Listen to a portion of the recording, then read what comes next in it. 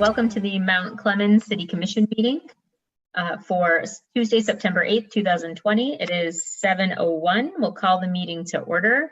Would everyone please rise for the Pledge of Allegiance?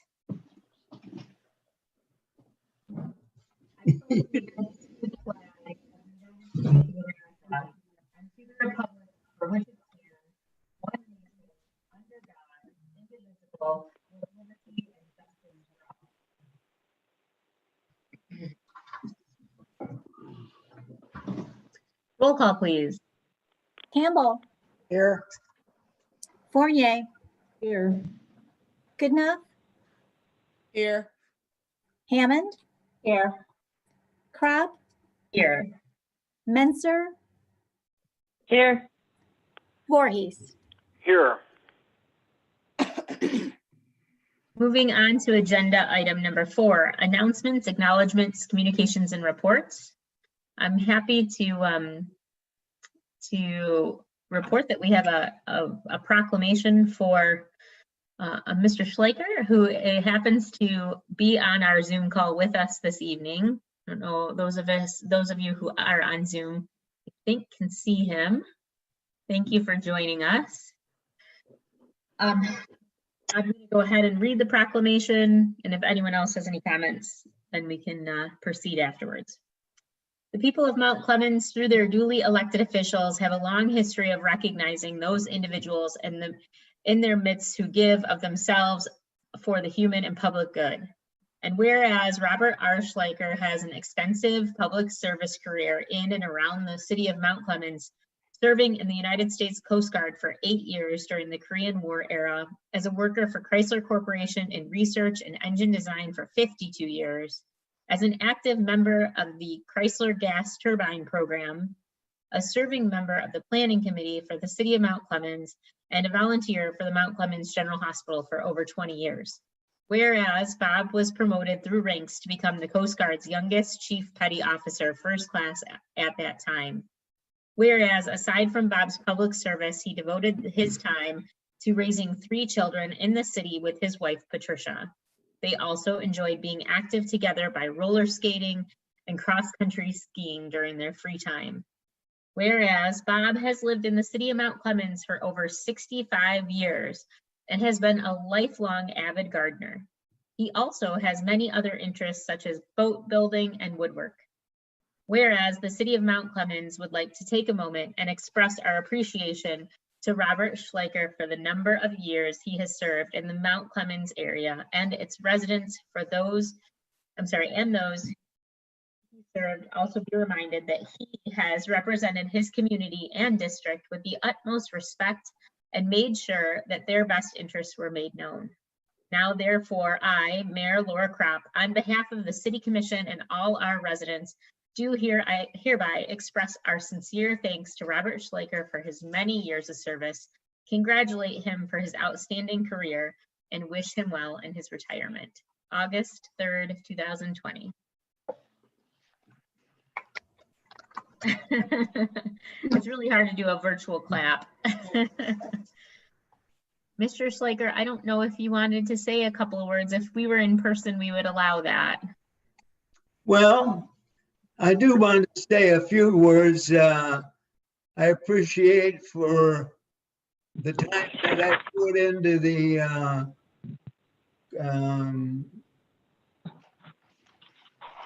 Planning Commission.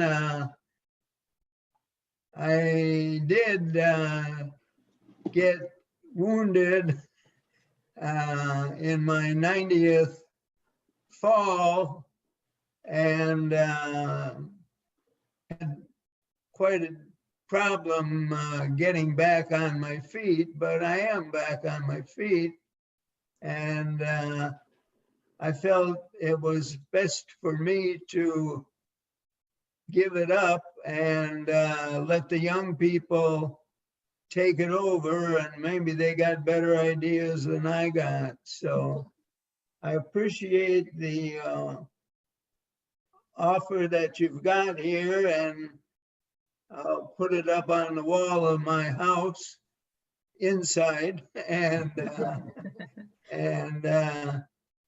be thankful that the folks knew who I was and what did I do, and they probably don't want to work until they're 90 years old. No, so thank you very much, Madam, and thank you for having this, and I will, in fact, put it on the inside wall, and we'll have another thing of what I did. So, thank you very much. Excellent. Well, thank you for being here and thank you for all of your service. It was more fun than one would imagine. Glad to hear it. Thank you. Are there any other comments or questions, announcements, acknowledgements, or reports? Hearing none, we'll move on to adoption of the agenda item number 5. Mayor Kropp, Glenn Voorhees, I move that we adopt the agenda as printed. Very good. Support. Do I have a support? I'm sorry, I didn't catch that. Support. Moved by Commissioner Voorhees, seconded by Commissioner Hammond. Is there any discussion? Roll call, please. Gamble, Yes. Fournier, Yes. Goodenough, Yes. Hammond, Yes. Crab, Yes. Menser, Yes. Voorhees. Yes. Okay, this portion of the meeting is our public participation. All that we ask is for everyone to form a line, and by doing that, we just ask for your first name, and then we will call on you individually to try to keep it an orderly meeting on Zoom here. So when we do call on you, we ask for your full name, your address, and you abide by our 3-minute rule. Would anyone like to get in line by giving me their first name? Ruthie. Sandra. Okay, I have Ms. Ruthie Stevens. Yes. Okay, did I hear another person? Sandra. Okay, thank you, Sandra. Do I have anyone else who would like to get in line? Esther? Did you say Esther? Esther, yes. Yes, okay. Thank you, Esther. Anyone else? Okay, hearing none. We will go ahead and get started. We'll just remind everyone, we'll need your first name, your full name, your address, and abide by our 3-minute rule. Go ahead, Ruthie. Yes, my name is Ruthie Stevenson. I reside at 69 Bain Street. What I'm calling about is the sidewalk snafu that we're involved in now. Happened to see it. They got a letter in the mail the same day they did the sidewalks. I went through the neighborhood and I even talked with the city manager. And one of the concerns is that the trees, the city trees that are pushing up the sidewalk, in turn, the citizens are responsible for that. But we can't touch a tree, and that's not fair. And also the blocks, some of the squares, they're just rising a little and not a lot. We're going to have to bust those up to put in concrete and stuff that's less. I can see if it's all cracked up. But during this pandemic time, people don't have the money to pay $160 a square. If something has to be done. And I understand this program has been in existence for a couple years or so, but those were good times. These are pandemic times now. People's finances and things are not where it should be. And people walk through that community to that day when they found out all these marks were all over, and some of these squares don't even need to be marked. So you're going to bust up perfectly good squares because they rise a little, and I mean a little, and lot. And there were a couple people, there's 37 trees that have pushed up people's sidewalks, and they're livid about it. So what is the city going to do with it? 1 minute you tell us the trees are yours, but you're not responsible for anything that the tree impacts. The sidewalk is ours, true enough. But if our trees or weeding trees didn't push it up, we shouldn't be responsible to replace it. And there were some trees that were cut down, and the city didn't replace those squares in front of those people's houses once they were cut down. Something needs to be done. There, you know, where's the liability factor? It falls back on the citizens. Okay, thank you. We have Sandra next. Yes, my name is Sandra Wembley. I live at 14 Deal Drive. My question is about the sidewalk issue. I have 4 slabs of concrete in front of my house, which by your example here will cost me $640. If I pay for it before November 1st, I get a 10% discount. My issue is last year, the city came through and cut down that massive maple tree in front of my house. The reason was the roots had grown over my shutoff valve to my home. And so they cut it down, removed the roots that were between the curb and the sidewalk. Now, mind you, my sidewalk is up in the air, and 3 of the slabs are tilted back to my property, which is not the right slope for a sidewalk. So my question is, I feel that those slabs need to be replaced by the city. We did not ask for that particular type of tree. It should have been a slow growing tree and not a maple tree that was placed there.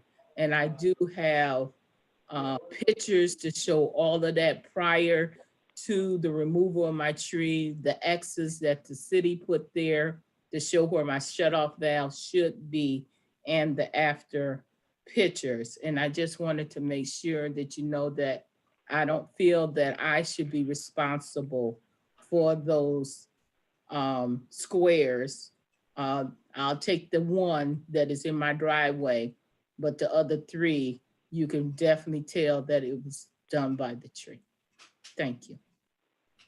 Thank you. Sorry, and Esther. My name is Esther Lewis. I live at 74 Middle Street. Again, this is about the sidewalk squares that have been X'd. I too have a tree square that was uprooted by a city tree, and it has been that way for exactly 20 years. Exactly 20 years.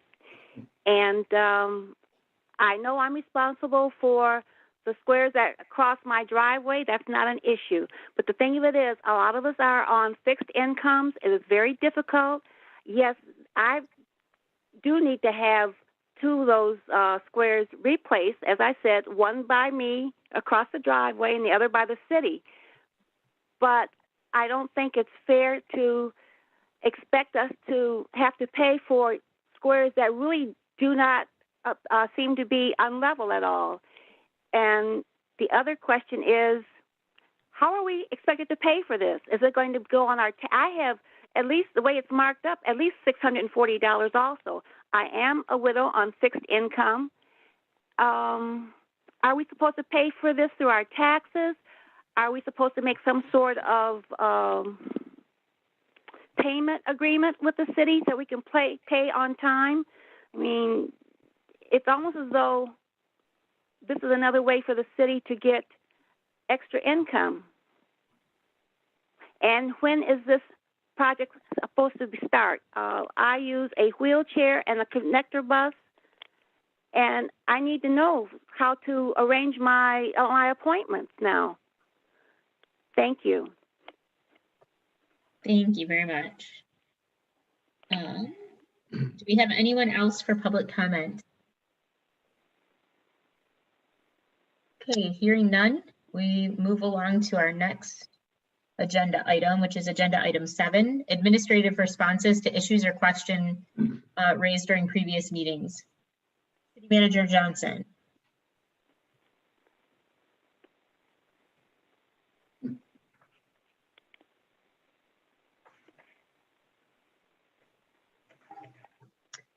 City Manager Johnson? I'm sorry, I was muted.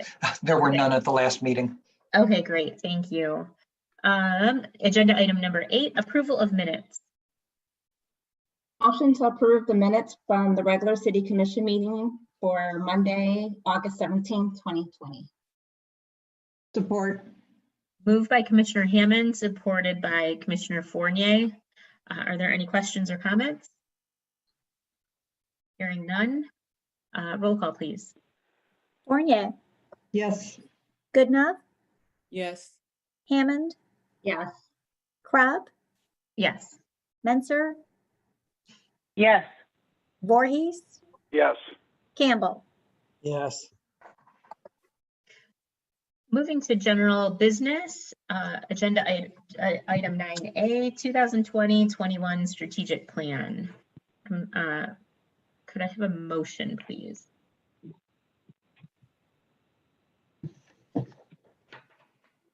I move to adopt the 2021 strategic plan as presented. Support. I heard 2 at a time. Support. Okay. Moved by Commissioner Hammond, supported by Commissioner Fournier. Mr. Johnson, go ahead. Thank you. City Commission met on July 24th and again on August 7th to develop a strategic plan for the city of Mount Clemens. These were facilitated by Oakland University professor Dr. Pat Piskalich of the Political Science and Public Administration programs. And his final report is attached. This identifies several goals and objectives. I did note here that there is one goal for which we do not have specific objectives established yet. And that is goal number 6, identify strategies for making Mount Clemens more inclusive. I'm suggesting that we move ahead tonight and come back to that one in October. Michigan Municipal League has a presentation as part of their virtual conference on September 30th at 1 p.m. entitled An Introduction to Diversity, Equity, and Inclusion, Work and the Role of Government. And I'm encouraging all commissioners and department heads to participate in this session. I think it would be helpful in framing our discussion of objectives for this goal. And if you cannot participate at that time, you will be able to watch a video recording of the session at your convenience afterwards, but of course you won't be able to participate. The recommended motion has already been put forward. So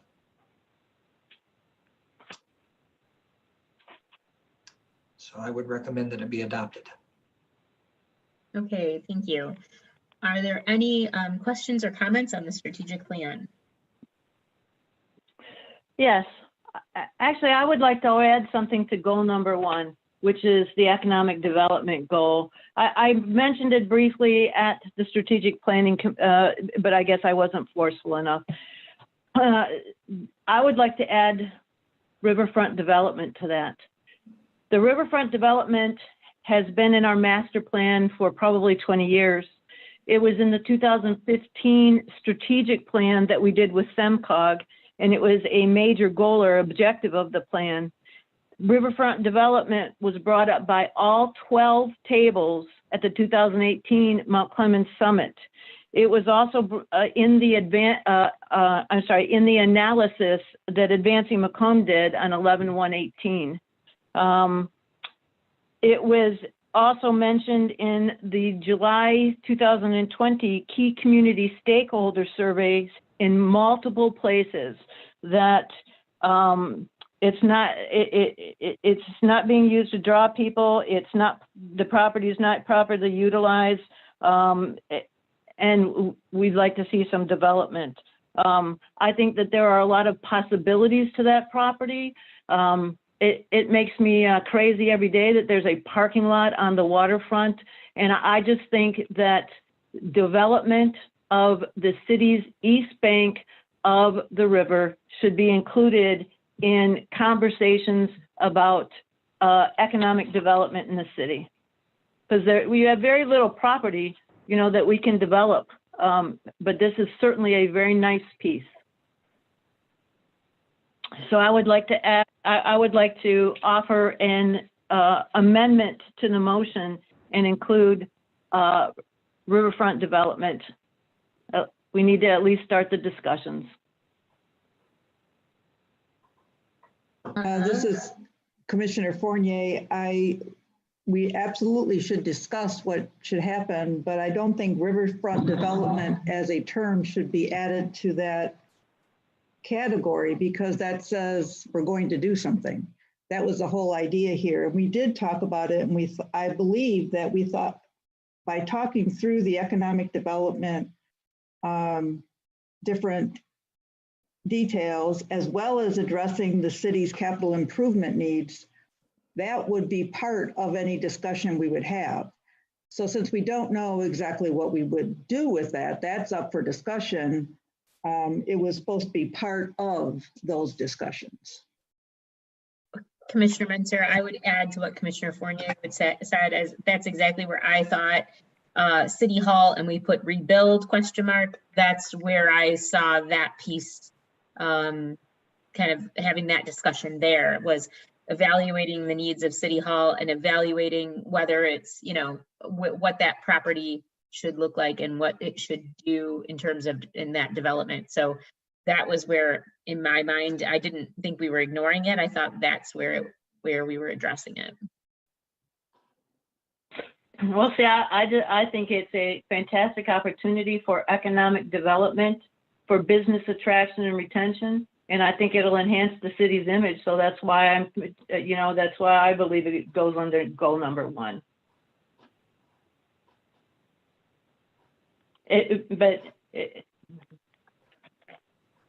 As long as we all understand that this needs to be part of this strategic plan. It needs to be discussed as part of the strategic plan, yes. Right, I think it needs to be discussed. I don't know that term in particular, I mean, that's not something that we can put our finger on at this moment. We can't say for sure that that's the right move at this moment. So I thought that was the way to, I don't want to say it was the compromise, but it was definitely the way of looking at it from, you know, a lens of, is it the right move or isn't it the right move?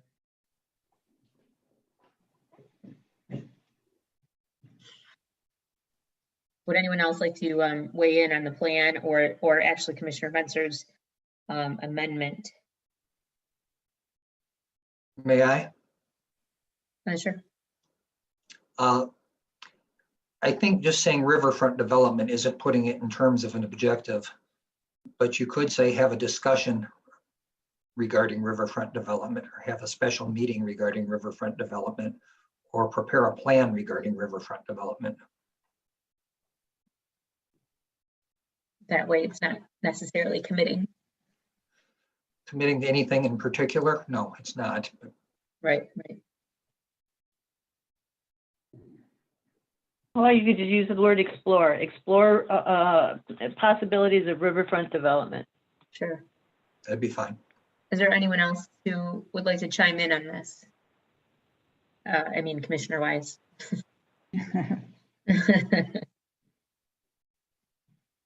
Okay, hearing none. About, is there any support for the amendment of that motion?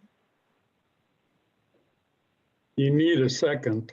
Yeah, that's what I'm after right now. Second. Oh, okay. So seconded by Commissioner Campbell. Okay, so with that amendment, is there any further discussion?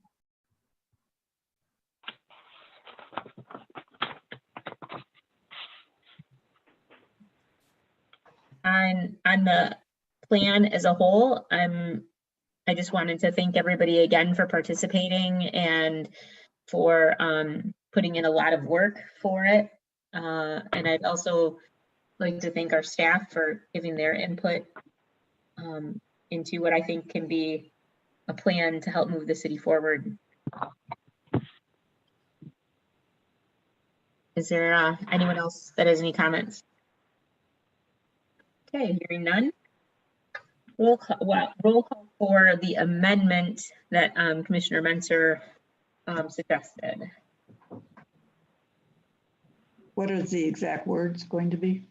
I mean, do we have to, are we supporting the plan, the strategic plan with the amendment, or are I we believe just it would doing be the a amendment? strategic plan with, it would be the strategic plan with the economic development under number 1, an additional bullet point that says explore riverfront development.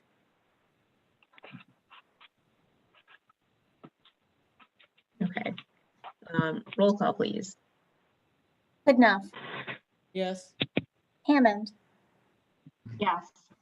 Crab, Yes. Menser, Yes.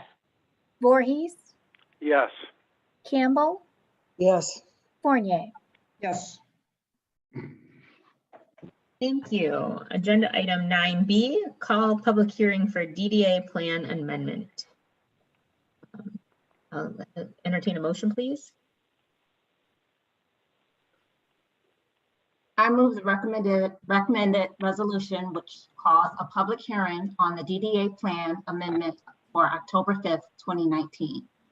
Moved by Commissioner Hammond. Do I have a support? Support. Supported by Commissioner Goodenough. Do I have any questions? Is there anybody? Oh, sorry. Mr. Johnson, are you going to introduce Mr. Aronoff? Yes, Jeffrey S. Aronoff. He's an attorney from Miller Canfield who's been retained by the Mount Clemens Downtown Development Authority to assist with amending the DDA plan. He provided the documents that were attached to the agenda item. The purpose of the plan is to extend its duration.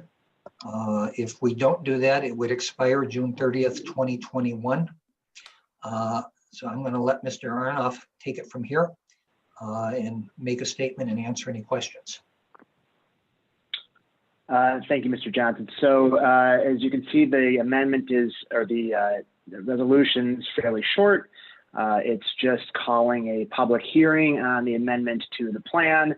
It doesn't amend the plan itself. That ultimately is done after the hearing through the adoption of a city ordinance by the commission using the standard ordinance procedures under the city's charter. Just to clarify what the amendment is, it is simply, as Mr. Johnson alluded to, the duration of the plan, extending it another 20 years. No other aspects of the plan, the downtown development district or the project priorities or anything else in the plan is being amended. Anytime you do an amendment, regardless of how minor it is or small it is, you basically repeat the same procedures that you would have at the time that you adopted the plan in the first place, hence the need for the publication of notice and the calling and conducting of the hearing. When it's all said and done, the amendment should be effective around the end of October, taking into account some of the other procedural steps that need to take place in terms of publication and so forth. So I'm happy to take any questions the commission might have. And one other observation, I thought I heard in the motion a reference to October 5th, 2019. That might have been just someone misspeaking, so that's 2020. Thank you. We'll definitely amend that motion. Does anyone have any questions for Mr. Aronoff? Yes, I do. I'm wondering why we're doing this 10 months early. This is 10 months before it expires. And there are other things on the agenda, or not on this agenda, but are in the horizon for the DDA. There is, we're waiting for approval of an agreement to add Brian Tingley as an executive director in service to the DDA. I'm just kind of wondering why we're doing this prior to coming up with that agreement and 10 months before it expires.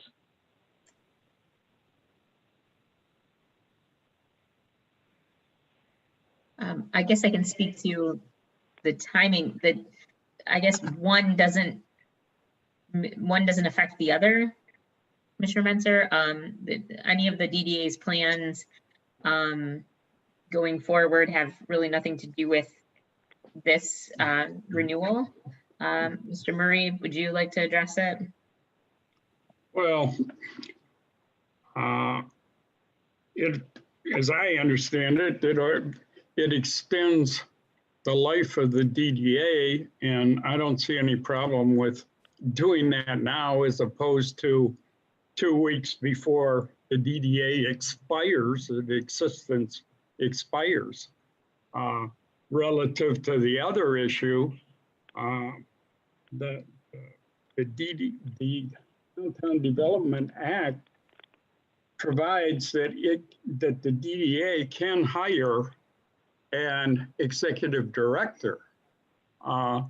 And my understanding is that there are some conversations going on, and I have drafted an agreement relative to Mr. Tingley acting as executive director, but I don't believe the DDA has approved that at this time. So that's something that hopefully will occur in the future. This is So Commissioner. you're saying these are mutually exclusive? I'm sorry, what? You're saying these are mutually exclusive? Right. Completely. Could I ask one question? Are we, because it is a little bit early, because there has been no discussion and I don't have an opinion one way or the other at this point, but there has been no discussion as to whether the DDA should continue without an executive director or how we would like to, how it works, anything. So in that respect, I was a little surprised to see that on this agenda as well. The executive director, again, doesn't have anything to do with this this particular issue, and the executive director position is really not, doesn't have anything to do with the city commission. The DDA board has the authority to hire and fire the DDA director. I understand that. But yeah, so we don't get to dictate that. Should we be discussing, can we? I don't even know what our extended responsibility is for the DDA, but should we have at least a discussion that we want the DDA to continue? Does it automatically have to continue? We just haven't had any discussion about this. Well, that's right. That's the discussion of right now. I mean, that's the discussion. Not how they're running necessarily, but or their function, but do we need one or do we not? I guess that's and there are definite tax advantages, being able to collect the TIFA and all that would just go away. So, I mean, capturing that is an advantage and to the city, but yes, that would be the discussion we should have now. And, with the October 5th public hearing.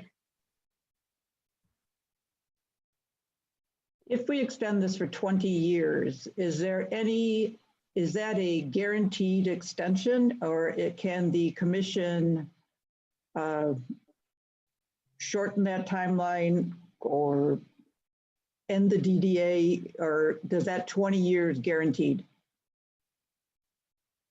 Well, I can address that. Yeah.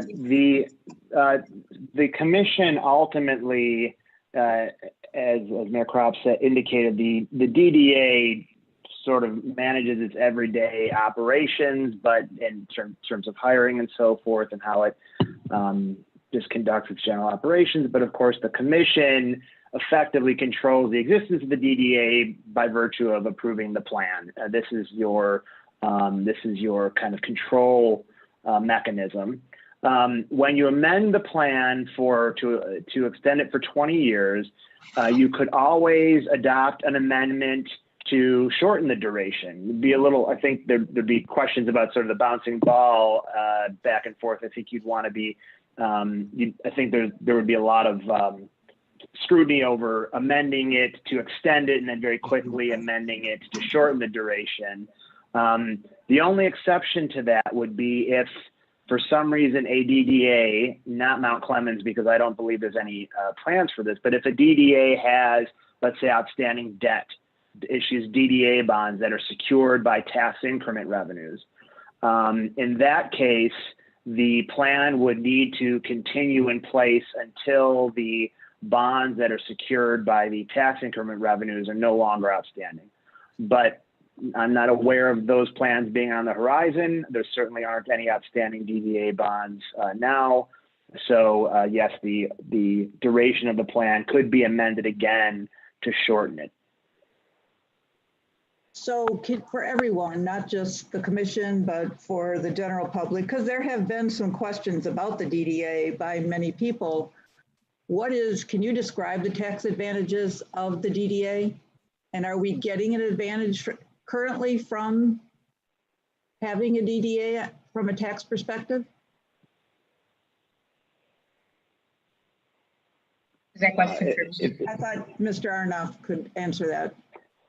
Yeah, so by tax advantages, I think what the mayor was referring to is the ability to capture tax increment revenues, that is, taxes levied by any taxing jurisdiction that levies taxes in the DDA district. I haven't looked at the list of all the taxing units, but it's basically a way for a city to, we use the term capture, but to apply taxes that are levied in a defined district for a defined set of activities. So by tax advantages, I think it's simply the ability to expand funding for downtown development activities in a specified area by capturing taxes levied not just by the city, but by certain other taxing jurisdictions. And that's the authority that continues so long as the plan is in place.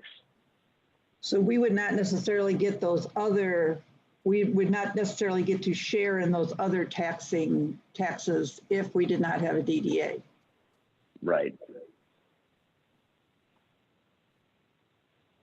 Also why we can't spend that money outside of the district. Right.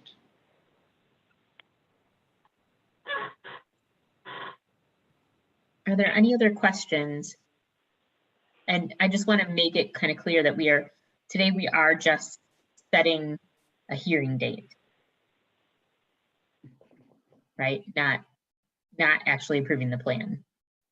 That's correct. And to that point, Mara, I guess I can just talk quickly about what the next steps would be, and that maybe can give the other commissioners a good sense of what lies ahead. So after that public hearing takes place, that's the public speaking, that's not the commission acting. But then at that point, or after that point, we'll get back to that in a second, then the commission can proceed to adopt an ordinance. Currently, the DDA plan that exists for the city exists in the city's code of ordinances and was adopted initially through an ordinance. And I think there have been 1 or 2 amendments since initial adoption. And so like any other city act, the commission would adopt an ordinance amending the plan, and it would just be that one section that contains the duration.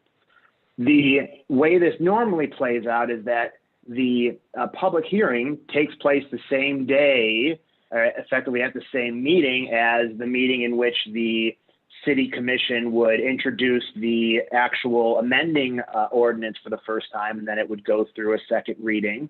But it doesn't need to be at the same meeting, right? So after the public hearing piece just gets you past that one step.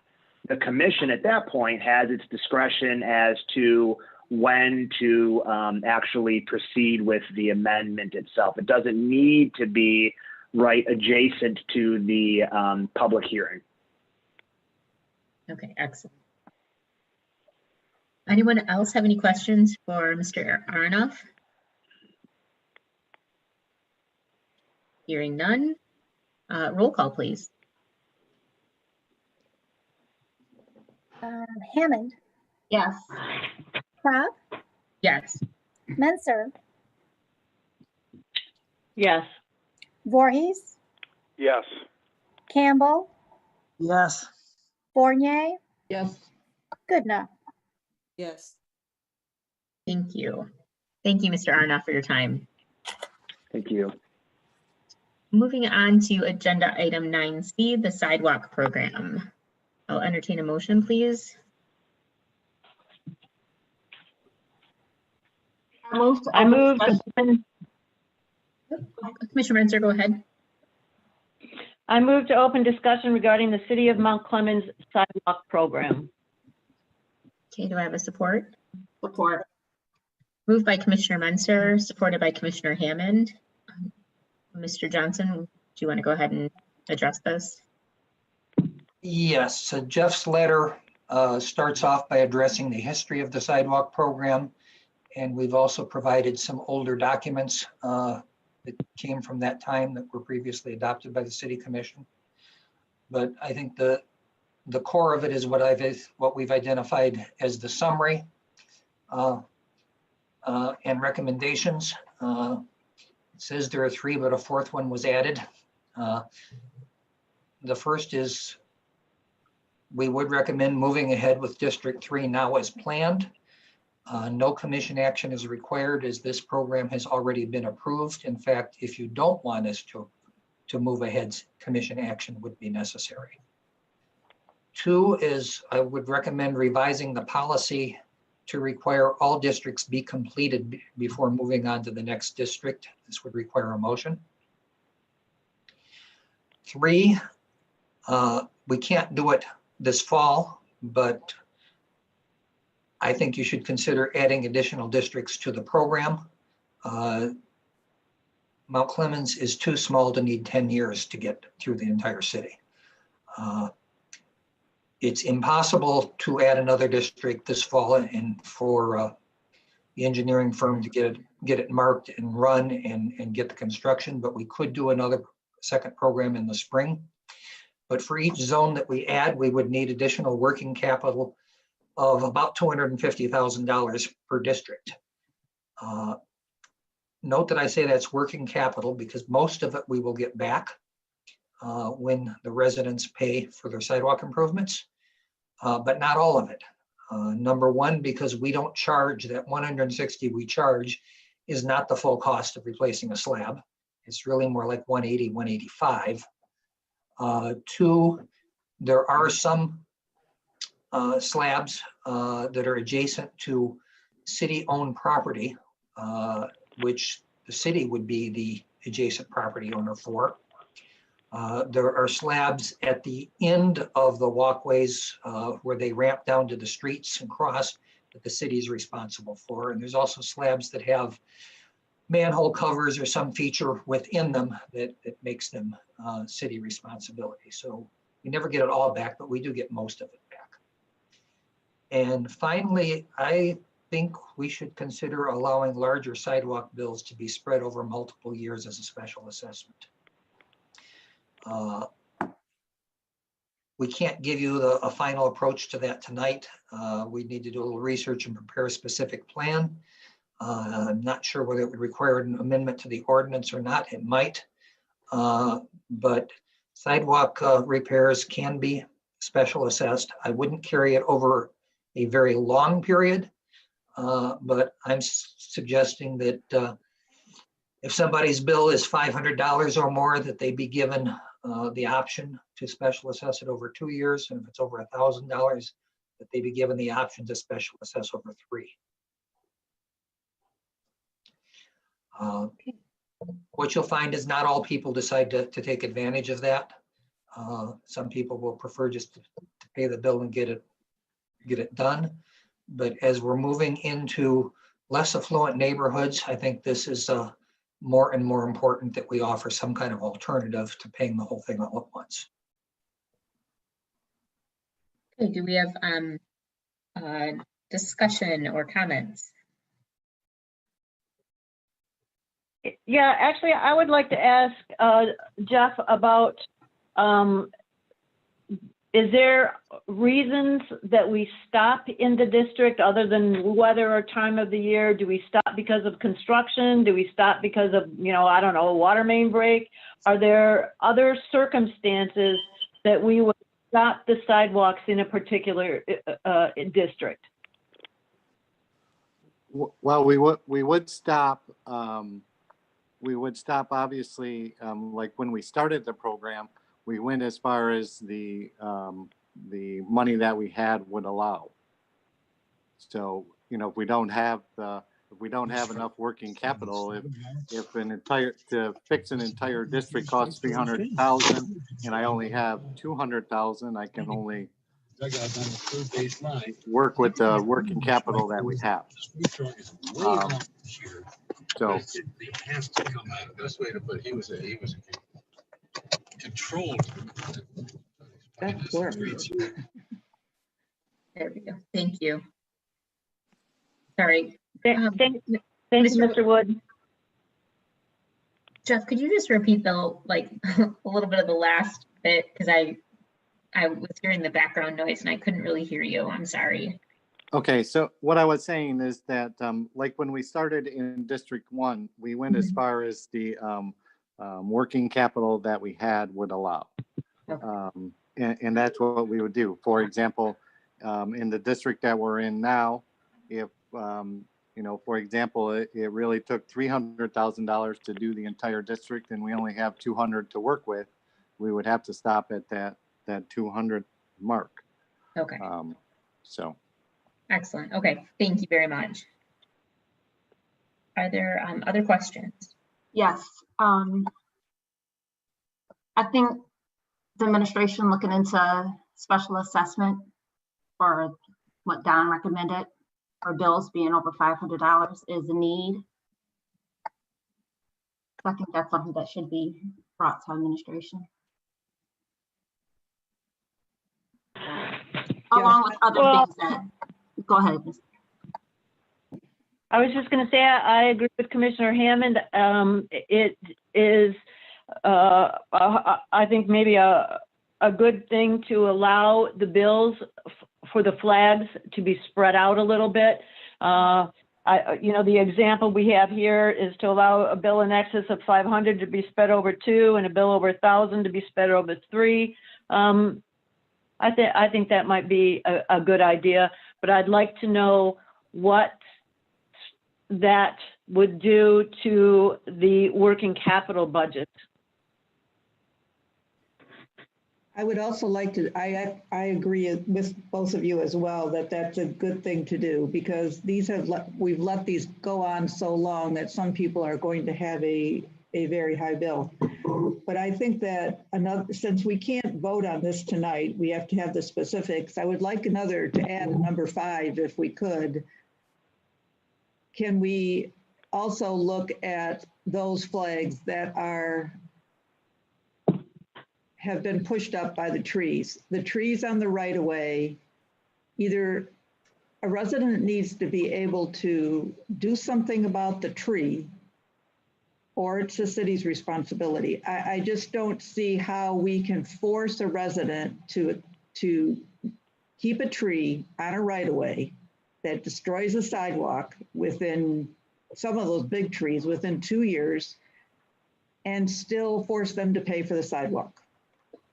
So I would like to see a 5th consideration added there, that we look at least allowing residents to be able to take down the tree if they so desire.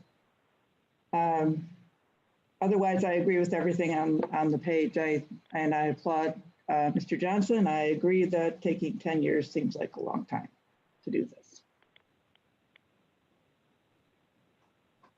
I just wanted to add some commentary from our staff. Typically, you know, when letters and they mark the sidewalks, it goes, you know, of course, it doesn't go over necessarily smoothly. With residents aren't happy to get an unexpected bill and get a lot of calls from the office. And it's been noted that we've gotten maybe at least double the calls and people coming into City Hall upset about the program or just not understanding and you know, and really concerned about being able to pay. So the special assessment, I think on agenda item 4, you know, while we've heard that in other neighborhoods, we haven't heard it to the extent that we are in this neighborhood. And I applaud people for being proactive and coming and talking to us about it, and really trying to reach a solution with the city and not just ignoring it and letting it, you have increased late fees or anything like that. Just being proactive. And so, I think we owe it to residents to try to come up with a solution that works for both entities. I would like to add one more thing. It might be, especially if we start the program in the spring, if residents had more notice, we wait till the fall, really. I mean, we're in September at this point to start this program, and it's difficult if the resident wants to go out and do it on their own or get someone to do it. You are now on a very short leash to get that done in the fall of 2020. I mean, construction, cement companies are busy. It's hard to schedule them.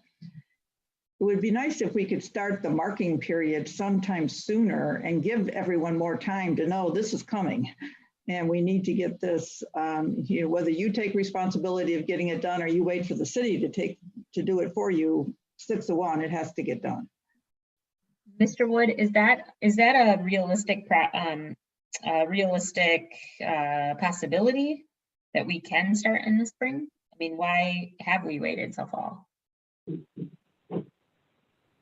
It is something we certainly could do it in the spring. It's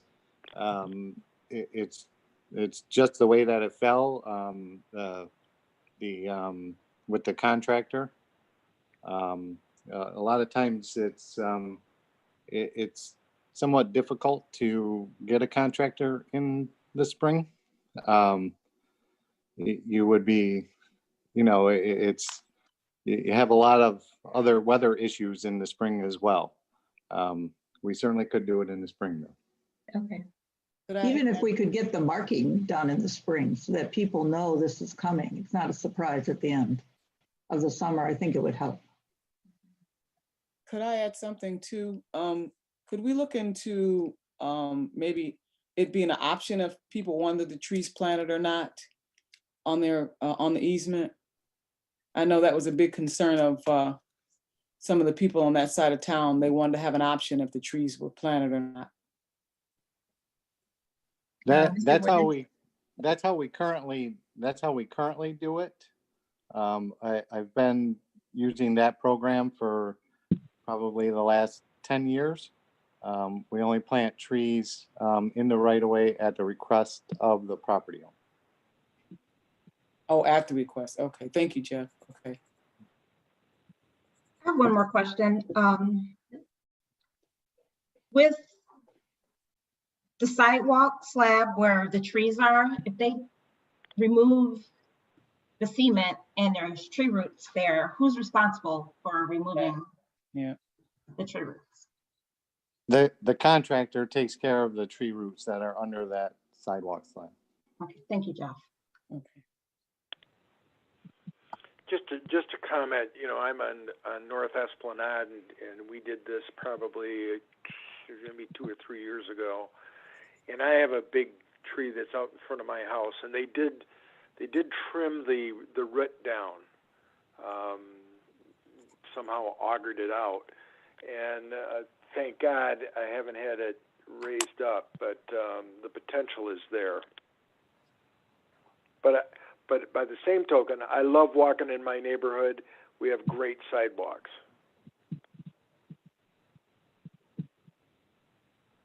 Commissioner Campbell, do you have anything to add? We haven't heard from you yet. Now it looks like everything's been pretty much spoken for. Okay. Do I have any other questions or comments out there? It looks like we'll need, do we need a motion to, for number 2, correct? Sorry, Mr. Johnson? Well, I need a motion for numbers 2, 3, or 4 if you want to do any of those. The only one I don't need a motion for is number 1, and that we would need it if you wanted to put the brakes on the program for this year. Did you want to do specific, you had said on number 4, you wanted to do specific recommendations. You wanted to do some more Yeah, but the motion I'd be looking for is just a motion directing administration to research and prepare a report with a specific recommendation. I see. On how to do it. Okay, so let's start with number 2. Is there a motion for revising the policy to require all districts be completed before moving on to the next district? Motion to revise the policy. Go ahead. Go ahead, Ron. With Laura. Motion to revise the policy to require all districts to be completed before moving on to the next district. Moved by Commissioner Mentor. Do I have a support? Support. Supported by Commissioner Fournier. Any questions or comments? Okay, hearing none. Wait, can we combine these all? Sure.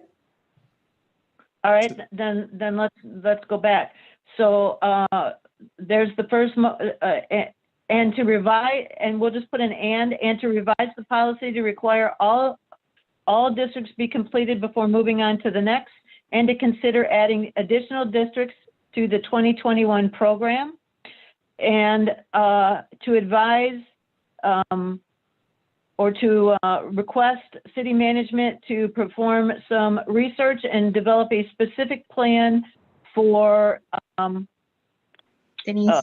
Denise, I kind of think we should, for the ease of the city clerk, do these individually, only because like number 3 has 2 parts of it, adding districts and adding working capital. So it's like, I think we should, for the ease of it, let's do more than one motion. Okay. Okay. Is that all right with everyone? It doesn't take much more time. Okay, so is that okay for your first motion, Denise? Your original revised the policy? Okay. Is that okay with you, Commissioner Fournier? Yes. Okay. Roll call, please. Just to be clear, so this is just the first one, revised number 2. Right. Okay. So for the motions, Crab? Yes. Menser? Yes. Voorhees? Yes. Campbell? Yes. Fournier? Yes. Goodenough? Yes. Hammond? Yes. Thank you. Okay, for item number 3. So adding it, this also this covers adding additional districts and adding capital. So is there a motion, please? And you should specify how many districts you want to add. Is it just going to be 1 additional or 2 additional? Isn't that going to depend on the budget? Yeah. Right. Well, because for each one we're putting in, we're asking you to add 250,000 of working capital. Which I don't totally understand, since we started out with 50,000, but we're in year 4 of the program.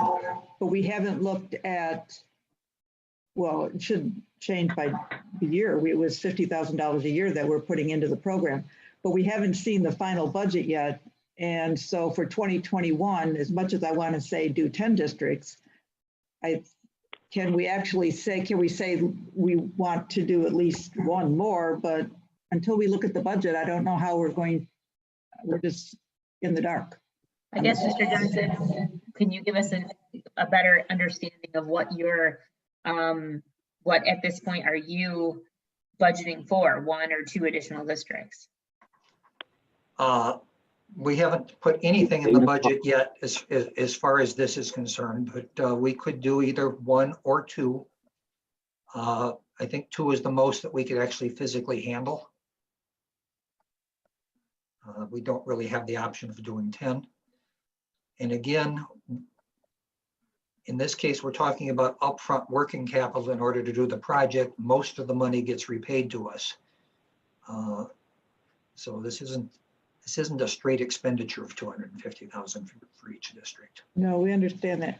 So you would recommend that we do 2? I'm offering that as an option. It's up to you. I'd like to get the program done as quickly as we can get it done. Then let's do 2.5. Biased. 3 then. Year 3. Okay, so we need a motion.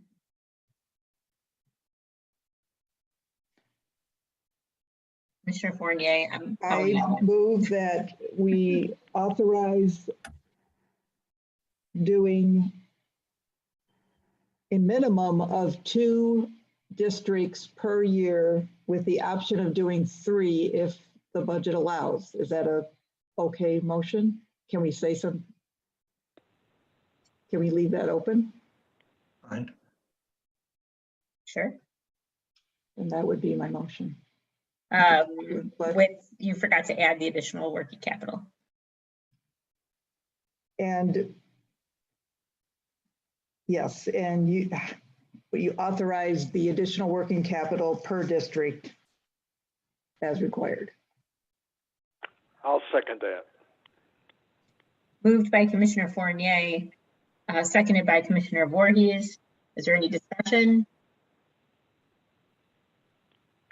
Okay, hearing none. Roll call, please. Menser, Yes.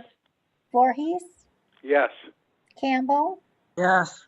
Fournier, Yes. Goodenough, Yes. Hammond, Yes.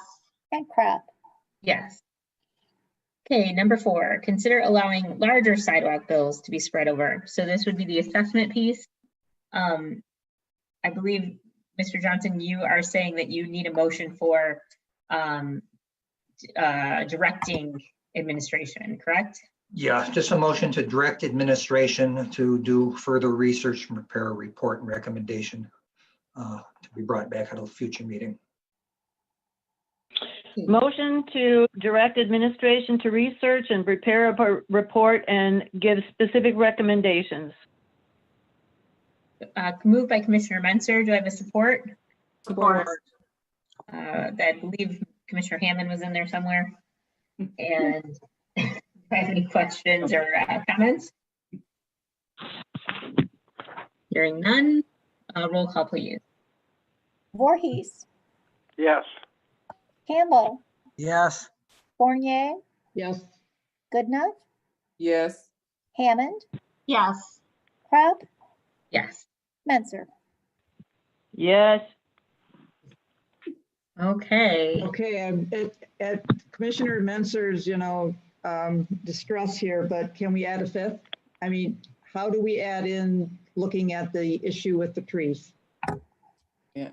I would suggest you just add an item for the next agenda to have a discussion regarding the tree ordinance, and we'll prepare you. We'll send out the tree ordinance and highlight the portions in question. That would be perfect. Thank you. Okay. Moving on to agenda 9D, firefighter hiring. Do I have a motion? Mayor Crop, I move to authorize the hiring of 3 firefighters instead of just filling the 2 current vacancies in anticipation of an upcoming retirement. This does not permanently change our firefighting staffing levels. Thank you. Moved by Commissioner Voorhees, supported by Commissioner Menser. Are there any comments or questions? I'm glad we're finally getting this done. Me too. Anybody else? Excellent. Okay. Roll call, please. Campbell, Yes. Fournier, Yes. Goodenough, Yes. Hammond, Yes. Crop, Yes. Menser, Yes. Voorhees. Yes. Excellent. Moving on to agenda item number 9E, miscellaneous utility rates. Do I have a motion? I move to approve the miscellaneous utility rates as recommended by AEW. Support. Very good. Are there any, sorry, go ahead, Mr. Johnson. You have a report that was prepared by AEW. Kyle Seidel, a representative with AEW who acts as city engineer, has made his recommendation. It was a slight update made during the today on this one that was sent out to all commissioners and has been replaced in the packet. Are there any questions or comments? No, I just wanted to point out for residents that this is not an increase on residents. This is a commercial increase. Thanks. Anyone else? Hearing none, roll call, please. Fournier, Yes. Goodenough, Yes. Hammond, Yes. Crab, Yes. Menser, Yes. Voorhees, Yes. Campbell. Yes. Agenda item 9F, Selfridge wholesale water rates. Could I have a motion, please? I move to adopt the recommended wholesale water rate of $26.40 for NCP for Selfridge Air National Guard Base. Moved by Commissioner Hammond. Do I have a support? Support. Supported by Commissioner Goodenough. City Manager Johnson? Again, this is a recommendation that's been made by the city's engineering firm, AEW, who does an analysis periodically. We have a contract with Selfridge Air National Guard Base. We supply them with water at a wholesale level. That means that we're supplying them with bulk water. We're not supplying water to the tap there or to the individual building. And per the contract we have with Selfridge, Mount Clemens can adjust the wholesale rates every 3 years. And included in the rate is a loan repayment from Selfridge Air National Guard Base to the city of Mount Clemens for the 2010 construction of the 12-inch water main and repairs to the master meter.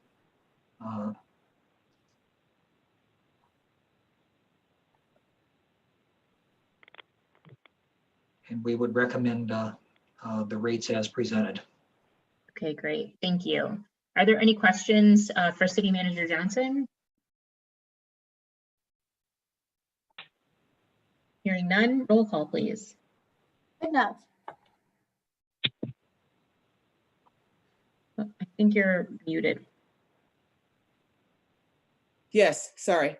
It's okay. Hammond, Yes. Crab, Yes. Menser, Yes. Voorhees, Yes. Campbell, Yes. Fournier. Yes.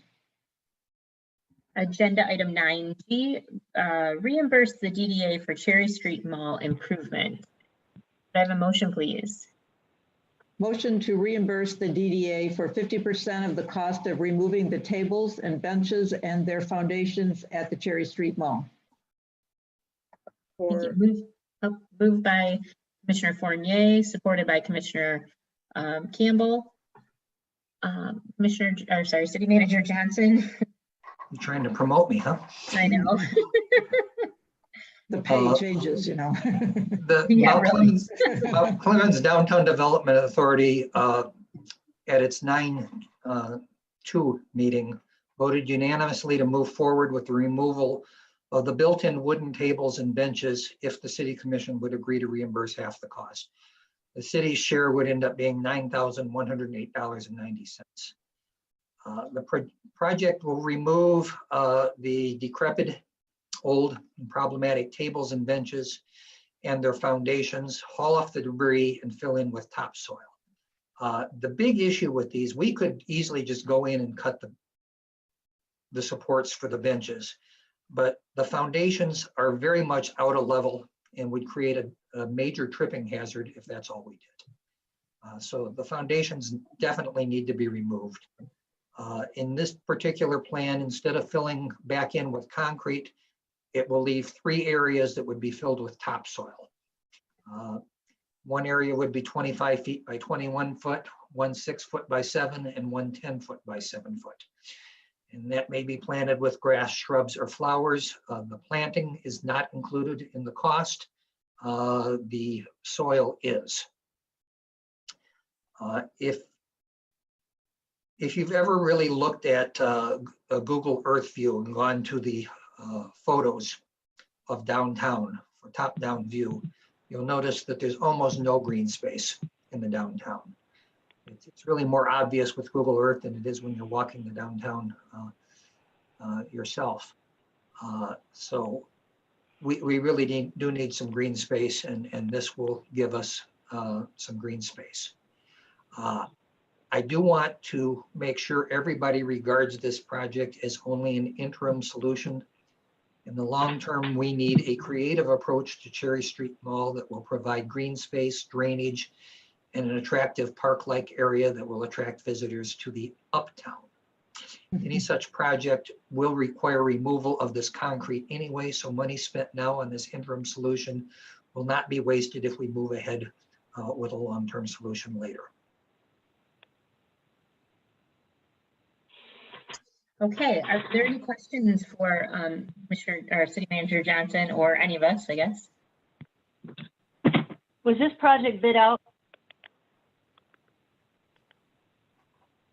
If we're spending city money on this, there should have been a bidding process, isn't that correct? Well, this is actually this is a DDA project, and we're reimbursing the DDA for half of the cost. The DDA does not have the same bidding requirements that the city has, but quotes were obtained. There was not specifications written and formal bids taken. But the half that the city is spending, I think should have been, there should be a bid process, and that we be presented with some kind of, quote from a bid process. There's nothing here just telling us we owe $9,000, or we need to, that's our half. It was my understanding that the DDA did get several quotes, or two? Yep. There were 2 quotes, and there was also an estimate that was put together based on our regular concrete provider. But that was not actually prepared in writing by them. So I guess we would have to look to Mr. Murray to say, are we okay to approve this, given that the DDA is going out and retaining the contractor to do this project?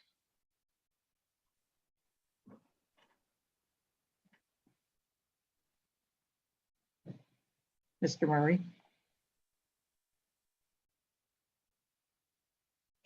You're on mute.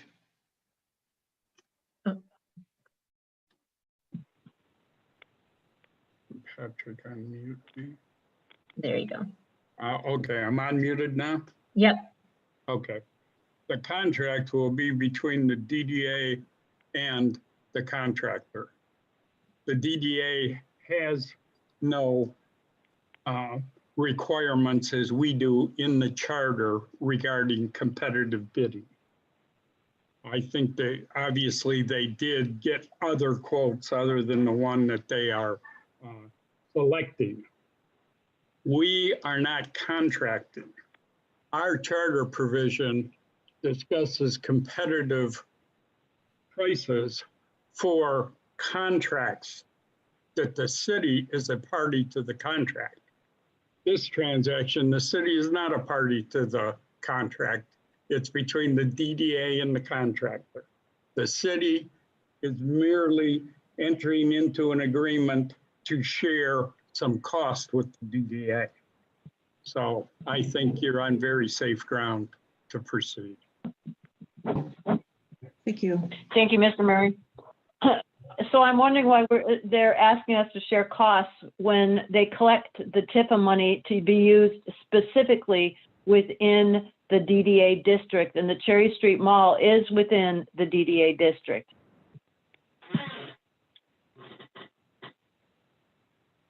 They're asking us to split the costs because it's a big expense, and they are trying to be, conservative with their money as well. And so they asked the city to do that. It's also, the city has asked them in times to help with matching grants and, other projects as well. We've shared many projects with the DDA in the past for infrastructure improvement, and that's what this is. That is a good question, though. Does the DDA have the funds for the whole project, or they just, because we know there were additional funds this year because we haven't had as many events? You have to remember also, there hasn't been any sponsorship dollars coming in. So that is one issue. And also there was another issue that I was just thinking. Oh, we did purchase the tables and chairs and have been trying to help with we purchased stanchions for Thai Orchid to create an outdoor patio. We also did the barricades for Gumbos and Your Mother's. So I mean, we've been doing downtown projects in different ways, I guess you would say. So it's not as if we haven't been spending any money. We also have quite a few applicants for facade grants that we're hoping to make sure that we can get money out directly to businesses who are making improvements to their buildings. So I mean, we're spending money, but in a very different way, trying to directly impact business and to directly help improve the look of downtown. I couldn't answer specifically if there's money, if this would put them in the red, or I don't believe it would if they paid the entire 18,000, but I didn't get the impression that was something that they wanted to do, of course, but so. I think their TIFA budget is about $250,000 a year, just, give or take 1,000, a couple thousand here or there. So their annual TIFA capture is about that much. I appreciate, right, $250,000, right? No, so well, no, I just under. So I appreciate the fact that we need a green space. I appreciate the fact that we need to clear that area of the gathering spot that it has become.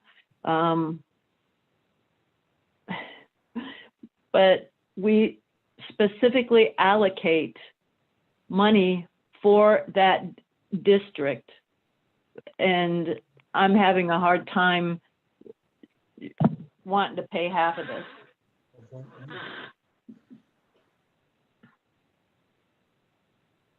Without seeing a complete financial report, I guess I agree with Commissioner Menzer. If they have $250,000 budget. Oh, I mean, they don't. They have a $214,000 budget. 14. Right.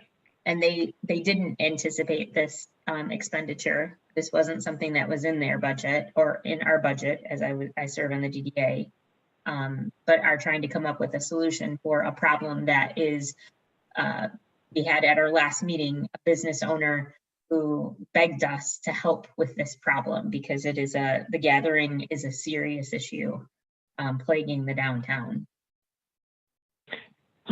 Can we hear from Mr. Tingley? Sure.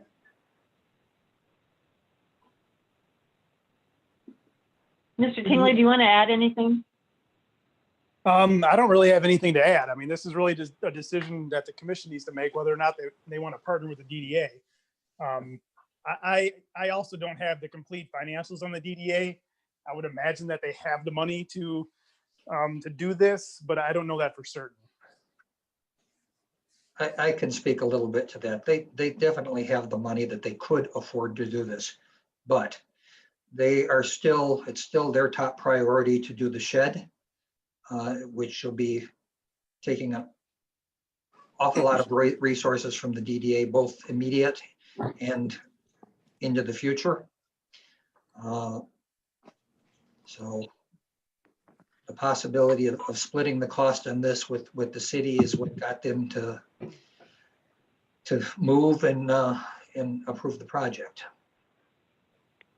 I think if they have the money to do it. This is an important project for the city. They are the Downtown Development Authority. They do have the budget for it. And it has to be done. And I think this is, if they're reserving money for the shed, that's getting ahead of yourself, if you ask me. I think they should do, this project needs to be done.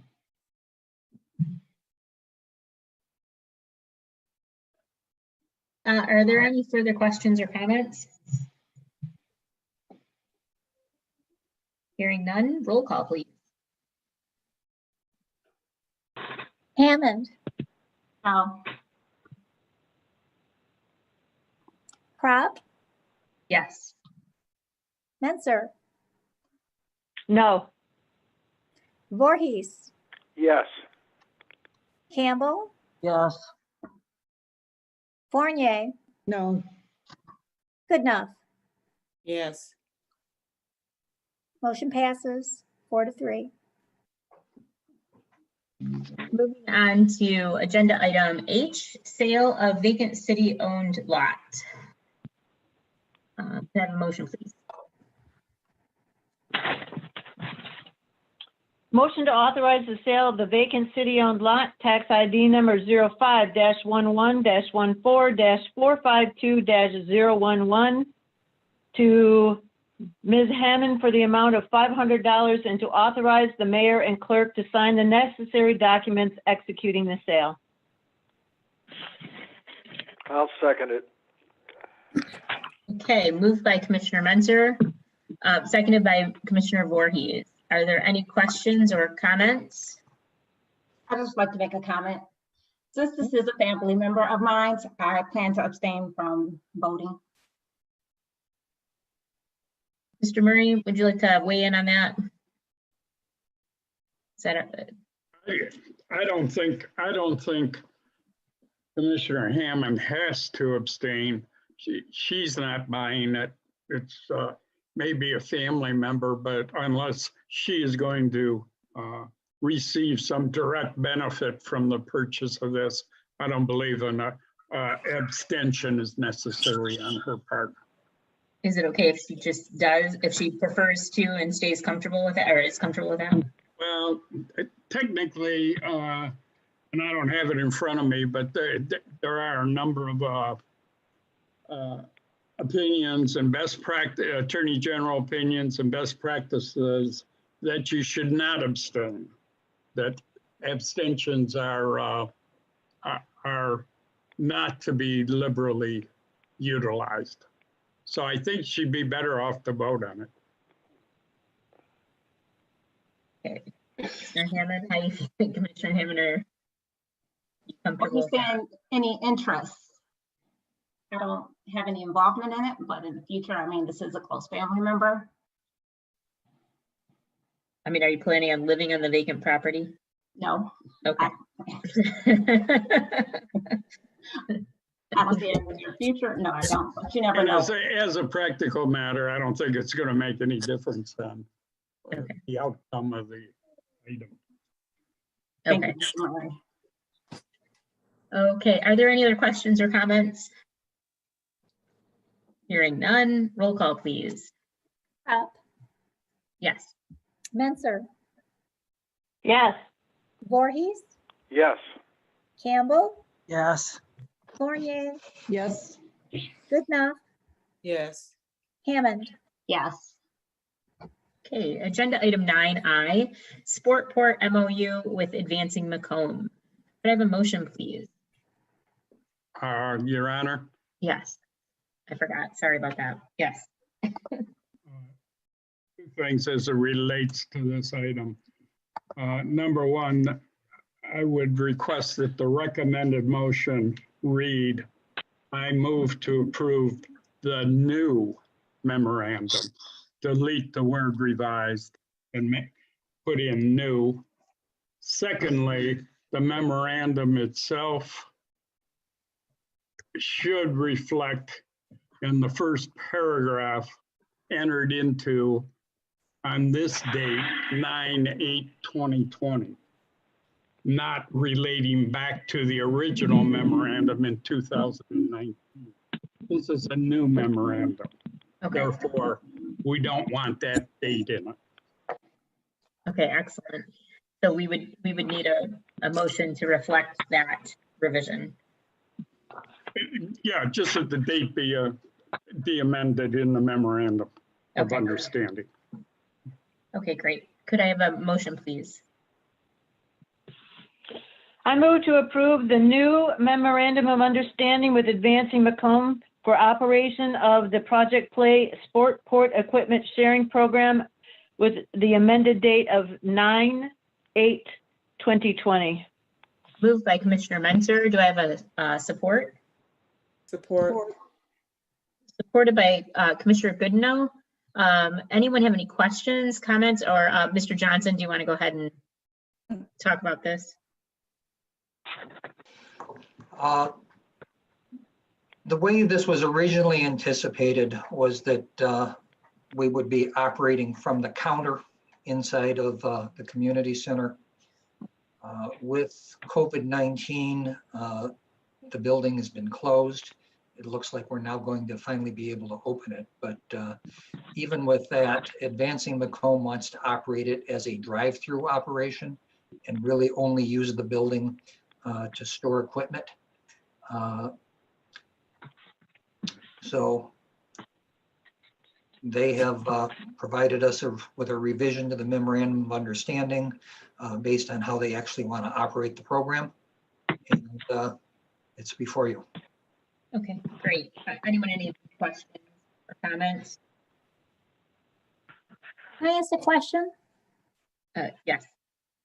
Is this only at the community center, or are they doing the same at the library or any other, are they not doing it at the other facilities now? They're still doing it at the library, but we're not party to that part of the agreement because the library is a separate entity. They want to do it at Carnes, but they have not. The school district doesn't seem to know what it wants to do with Carnes yet. So that building is closed at the moment, and they haven't been able to operate there. We did also take out, for some reason, this one, our agreement had the ice arena in it. And there was no reason for that to be there. So we pulled that out. Are there any other questions?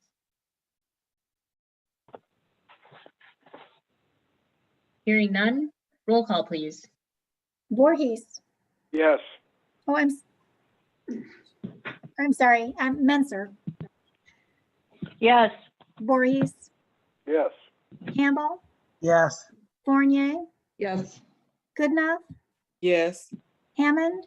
Yes. And Crap. Yes. Agenda item 9J, ice arena. Could I have a motion, please? I move to allow the administration to advance up to $100,000 to the ice arena fund for payment of operating expenses and to direct the administration and city attorney to draft a revision to the ice arena management agreement providing for its repayment. Support. Moved by Commissioner Hammond, supported by Commissioner Mentor. Go ahead, Mr. Johnson. Okay, I'm going to introduce this, but I've also got Cliff and Nick in on this call, and I'm going to call on them to go into more detail. But basically, COVID-19 pandemic has had a disastrous financial impact on the operation of the Mount Clemens Ice Arena. It's so serious that the arena fund is literally running out of money. Finance Director Cliff Mason in the attached correspondence explains the problem and recommends that the city advance the arena up to $100,000.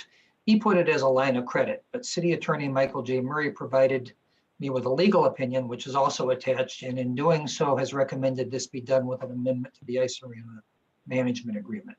And I'm agreeing with that recommendation.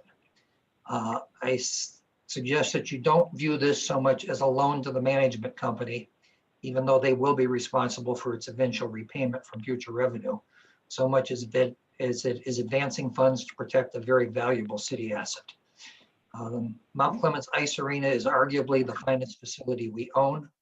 It's also very highly regarded among figure skaters and hockey players. It was recently named the best ice rink by WDIV Channel 4 viewers. The motion in question that we're recommending at this time does not address capital needs. We talked about the need for compressors, parking lot, and roof. That's still outstanding, and that will have to be dealt with through a bond issue. This is only dealing with current operations. And with that, Cliff and Nick, if you want to chime in, I would appreciate it.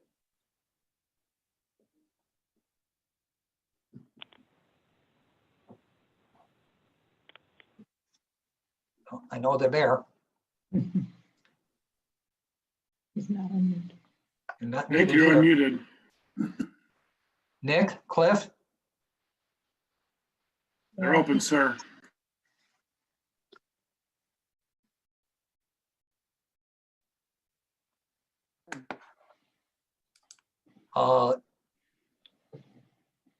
Did they maybe Their come in mics are on unmuted.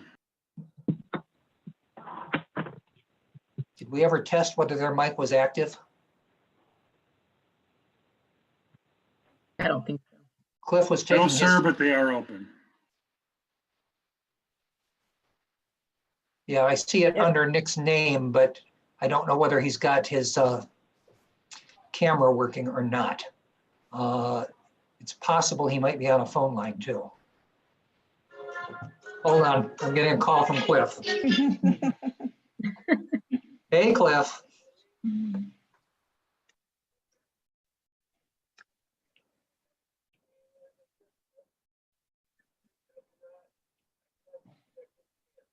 Why don't you do a dial in right now? Okay. Bye.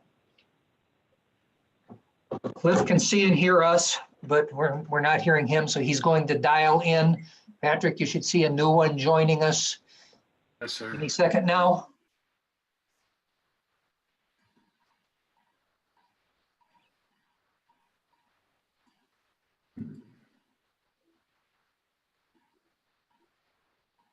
Isn't technology wonderful?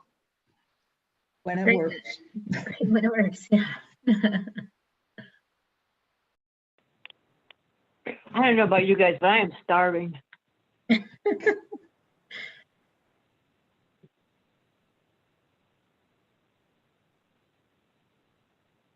You didn't eat dinner before the meeting?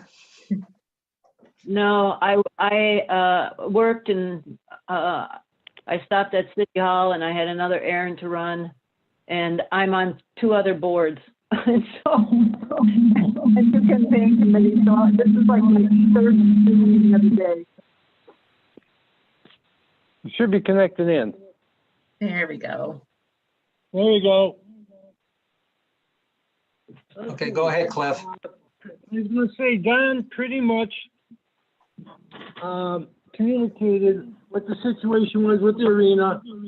What we have now is, we know here in the last, starting tomorrow, the governor's orders has opened up part of the arena, and therefore it may have taken some of the burden off what they may need for future operating costs. But I think this is a good move at this time. I'm not sure if Nick has delayed anything as far as arena operations. So I do know he has been close to expending most of his day-to-day cash. And like I had stated in my letter, I'm sorry I made it as lengthy as I did, but it was to be set up that he would detail out to my office, and I forwarded to Don what he needed. If in fact he had to be forwarded any money, and we would set up the arrangement over a period of months when he would have to pay that money back.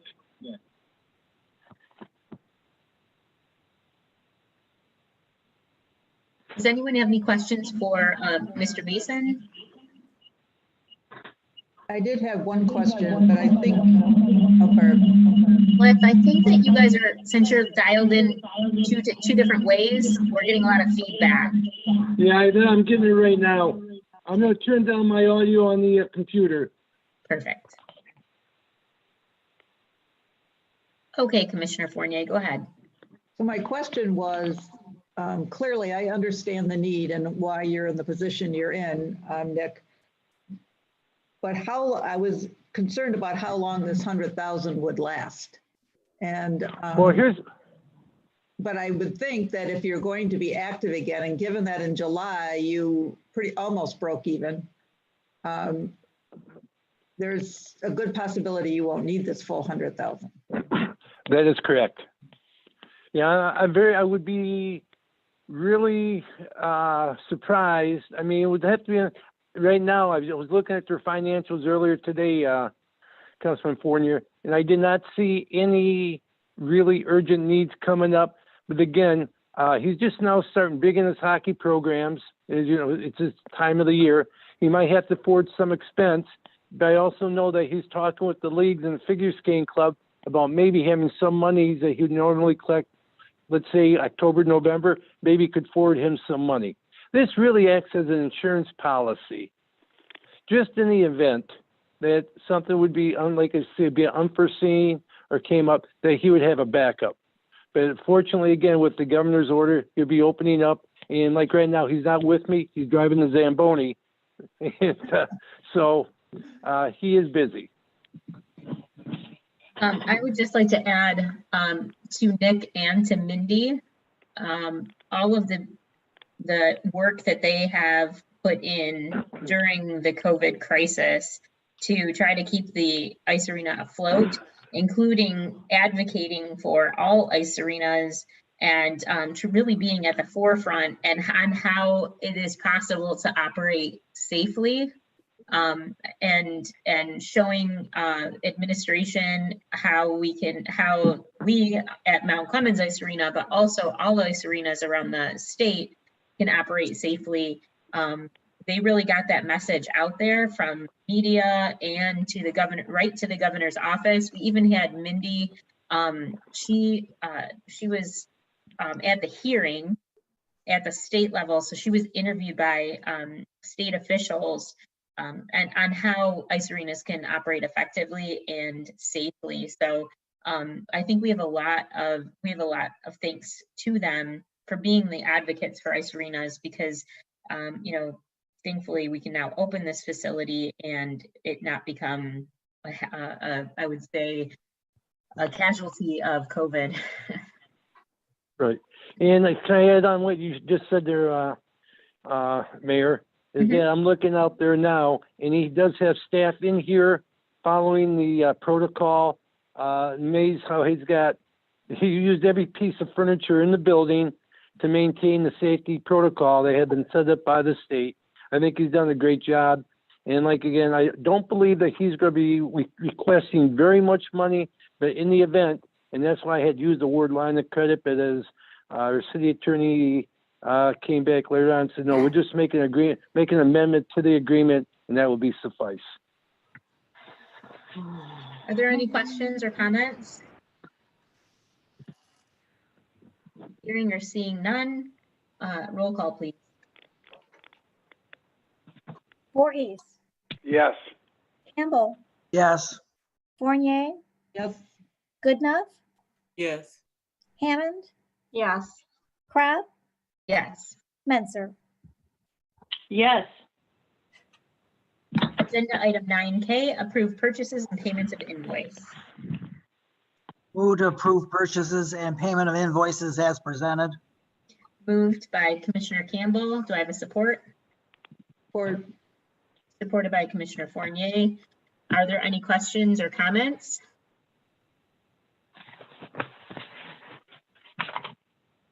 Hearing none. Yes. I think, go ahead. Wait, I have one. I was just a little confused. We have a letter here from Steve Saff talking about an insurance company called Atlantic, and it's about a renewal, and yet there is no insurance company named Atlantic on the invoices. The insurance company is called One Beacon. Are they one and the same? No.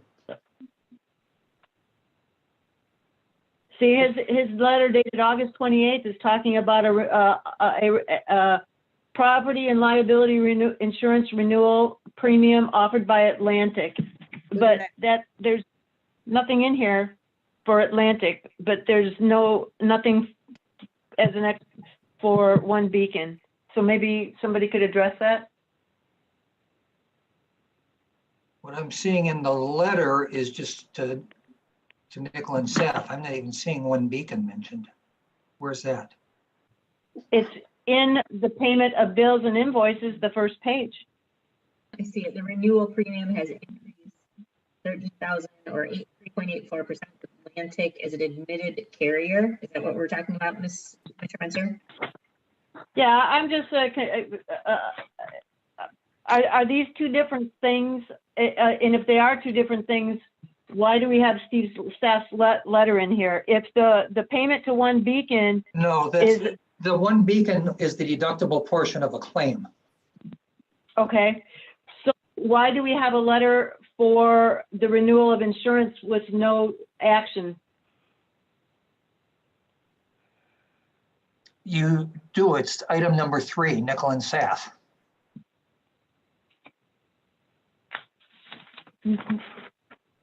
No, there's item number 3 is One Beacon Insurance Group. No, well, that's on the next page. Go back to the first page.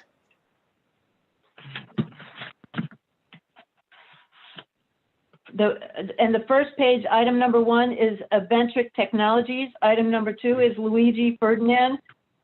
And there is no number 3 in my stuff. Item number 3 is Nickel and Saf. Nickel and Saf, yeah. You might be looking at the early version of the thing because this was corrected and sent out a second time on Friday. Well, we've gotten 3 of these past revisions, so maybe I've missed it. Okay, thank you. Are there any other questions or comments? Hearing none, roll call, please. Campbell, Yes. Fournier, Yes. Goodenough, Yes. Hammond, Yes. Menser, Yes. Voorhees, Yes. Crop. Yes. Moving on to agenda item 10, consent agenda. There is a correction needed under agenda item B, 10B, mayor's appointments for boards and committees. Carl Harlow's his term should end on June 30th, 2023, because he's on a 3-year, it says 22, I believe, at this point. So if we could make that correction to the consent agenda. Okay, will do. Could I have a motion for the consent agenda, please? Motion to approve consent agenda with the corrections as the mayor has spoken. Thank you. Moved by Commissioner Campbell, supported by Commissioner Fournier. Commissioner Fournier. Thank you. Roll call, please. Fournier, Yes. Goodenough, Yes. Hammond, Yes. Crop, Yes. Menser, Yes. Voorhees, Yes. Campbell. Yes. Agenda item 11, city manager's report. City Manager Johnson. Okay, thank you. On last Thursday, September 3rd, actually, this is another item that got corrected and resent out because when I wrote this initially, I'd said that the governor did not make the changes that everybody was anticipating, and then she did it the next day. So Executive Order 2020-176 reopens gyms, pools, and regions where they remain closed and allows for organized sports practices and competitions to resume in those regions where they remain restricted, subject to strict protections meant to limit the spread of the virus. As it affects us, it's our interpretation that the ice arena can reopen for organized sports activities on Wednesday. I also think it allows the Jazzercise program to restart at the community center. However, it does not allow the type of program that has been operated at the Wilson Gym to reopen. Shady Side, I meant to stop there this morning and I didn't. DPS should have by now graded the gravel that was sitting there. It was supposed to happen on Saturday, Yes, it did. which expands the parking area a little bit. I think we probably are going to need to provide even more parking at Shady Side. Got a feel, a little bit better feel for how many people are sometimes in that park. It is our intention to enforce the ordinance by adding more bollards to keep automobiles from driving into the park itself. It is prohibited and it has been prohibited for some time, but it's occurring on a regular basis. I was in the park on Thursday for a neighborhood association meeting, and there must have been, I must say, probably about 10 cars back near the pavilion for that. And some of them might have been there for the horseshoe pits. But unfortunately, we've got the picnic shelter and the horseshoe pits way on the opposite side of the park from where the parking area is. And I know that some seniors don't feel they can walk that far. But I intend to enforce the ordinance unless you guys decide to change it. Sheriff's Office, I think most of you know Sergeant Gillespie, who is now Lieutenant Gillespie. He's been promoted, and part of being promoted to lieutenant, he's been reassigned. So he's not going to be on the Mount Clemens patrol anymore. He's being replaced by Sergeant Stacy O'Brien, whom the mayor and I met this morning. I would like to say that I was very impressed with Lieutenant Gillespie and enjoyed working with him very much, and I know Lisa did as well. Congratulations, Kevin. We're going to miss you. Treasurer's Office. We've had a vacancy in the Treasurer's Office for some time, and it's finally been filled. Katie Blum is our new administrative clerk in the Treasurer's Office. I didn't put this down on here, but I should have. St. Mary's traffic. I know at least one of you has been getting some complaints regarding St. Mary's traffic. Probably a lot of you have. The Sheriff's Department is definitely well aware of it, and they've been out there working with the principal and working with the person who's actually directing traffic on site, and they think they will have it under control very, very soon, if not already. Thank you. Okay, excellent. Are there any questions for the city manager? Do you know when the billiards will be put in place in Shady Side? Jeff, are you still on the call?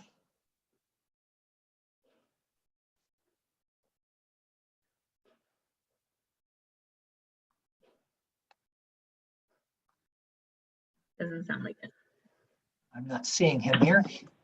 He might have just signed off. He was here. No, I'm not sure how fast they'll be as far as getting the bollards installed. Okay, and when do you plan on starting the enforcement? Well, once we put the bollards in place, I mean, enforcement is already going on, but it's the Sheriff's Department that handles it. But once the bollards are in place, it won't be a matter of enforcement. There should be no physical way to get a car into the park without running over a bollard and damaging the car. So Don, what do we do about our seniors then? How will they gain access if they can't? That's why I brought it to your attention. If you want to take a different approach to this, we can, but we have an ordinance that says parking on the grass in the park is illegal. Right. And as long as that's the ordinance, that's what I'm going to try to enforce. So we can discuss or have a conversation about how to get them from point A to point B, not like parking on the grass, but how are they supposed to get from the parking lot, maybe to the pavilion or wherever they're going to go into the park? Yes, you can certainly have that discussion. And you can provide direction to us as to what you would like us to do. I mean, it is a park, and one of the objectives of parks is to give people exercise. For those who are actually in wheelchairs, there is a pathway that they could use. So that won't be, you won't put a barricade up there, right? No. Oh. No, the bike path will still be available. What we're trying to do is to keep motor vehicles off it though. Right. For the safety. Right, correct. Well, for safety and also just to protect the park. Vehicles driving on the grass kill the grass. Right. And especially in times when it's wet, they sink in and they do long-term damage to the park. Does anyone else have any questions? Okay, hearing none, we'll move to public participation. Again, we'd like to ask that everyone give your first name if you would like to get in line for public participation. When you are called upon, we ask that you give us your full name, your address, and you abide by our 2-minute rule. Is there anyone who would like to participate in public participation at the moment? Thomas Barnes. Ruthie Stevenson. Sandra Wembley. Okay, anyone else? Okay, Thomas, go ahead. I would like to speak to the last. Full name and then address for us. I'm sorry. Thomas Barnes, 291 Jones Street, Mount Clemens, Michigan. Thank you. Okay, so I would like to speak to the last comment about the bollards in Shady Side Park. I raised the concern that it is an issue. The majority of the people that live in that community that enjoy that park on a fairly regular basis are elderly. The 50 and over population is quite expensive in that community. So to ask those people to then get out of their car and walk what has to be more than 100 yards to a pavilion, to a birthday party, baby shower, or so on, almost seems insane. Because we're leaving ourselves open for people. There are several trip hazards in that park. There are places where our seniors may not be able to navigate that as easily. So I would ask that if we are going to not allow cars to be able to gain access to the pavilion and into the walkouts, that we would look into either repaving some of those walkways in the park, or creating safe access for the people in the community to be able to enjoy the park. Because by taking away their ability to park in the back 40 of the park, you disallow them to enjoy the rest of the park. So the city commission has the authority to change the city ordinance as it relates to Shady Side Park. I would ask that you move and use that power in order to do that. Okay, thank you. Ruthie. Yes, Ruthie Stevenson, 69 Bain Street. I commend, you going in the direction with the sidewalks, but still, a payment plan sounds realistic. We still have not addressed the issue with the trees. I was given copies of where the ordinance should have been, but I saw nothing where the city is responsible for any sidewalks that have been pushed up by the trees. So therefore, we need to have some community conversation, or even some conversation concerning these issues, because therein is the city trees, but the citizens are responsible for any damage caused by the trees, but yet they can't touch the trees, or it becomes, they're charged, or even touching the trees or cutting the trees or whatever. But I commend the direction that you went into dealing with COVID and with everybody's losing their jobs and the senior community and everything else. I got 12 flags. A lot of them, there's nothing wrong with them. 3 of them were damaged by the city when they put in my street. They did a sewer thing years ago, and they broke them up climbing over that vacant property back then. And when I bought it, my neighbor, they took care of her neighbors, but they didn't do hers. They took care of my neighbors and didn't do mine. So now I'm coming up having to pay for sidewalks that the city messed up years ago. So I commend the direction that you're going in, and we still need to have some conversation. Ruthie, Thank you. Just a point of clarification. We did mention, or we did tell the city administration that we want to have conversation about the tree issue, and they are going to bring that forward in the next meeting. So please stay tuned so that Yes. you can hear. Yes, I heard that. Yes, I Okay. heard that. Okay, and then also just to anyone who feels as though the flags are not marked correctly, please feel free to call that number that's on the letter that came. Yes. Because that can happen, and so please make sure that you're that you contact the city administration. Sandra. Thanks. Yes, Sandra Wembley at 14 Deal Drive, Mount Clemens, Michigan. I have to piggyback off the Shady Side, putting those posts up, or ballots you calling them. Is there a way that the ambulance would be able to go get in there in case of emergency? Second thing is, I'd like to address my water bill. I just wanted to know an explanation. The two water usage charge, one is 0, the other one has an amount, and also the sewage charge. And then the last thing is the wastewater service charge. Flat rate, because I don't see any other type of rate for that. So I would just like a answer on that. And then this third thing was, now that you're doing the sidewalks, when are you coming back in your plan to do our streets? I called several times about the catch basin that is in the road, or the structure in the road at Deal and Robinson.